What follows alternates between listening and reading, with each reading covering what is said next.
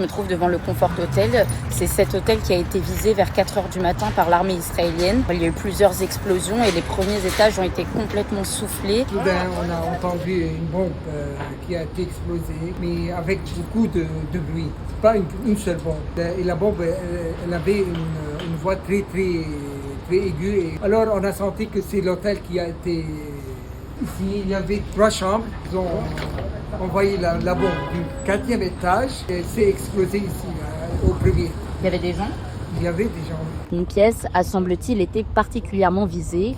On ne sait pas qui, mais la femme d'un haut dignitaire iranien est décédée. C'est sans doute lui qui était la cible. Les voisins les plus proches de l'hôtel ont aussi subi cette explosion. Alors, ils essayent d'enlever les débris et de commencer les premiers travaux. J'ai pu me rendre chez Bilal, qui est un des voisins les plus proches de l'hôtel. Il fait partie des victimes collatérales de cette attaque parce que sa maison a été soufflée. Alors, lui et ses 3 enfants ont dû évacuer en urgence. Il n'avait reçu aucune alerte, ce qui est d'habitude le cas.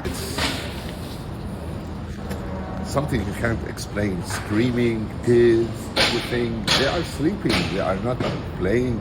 I wish they are not outside as well because maybe I will.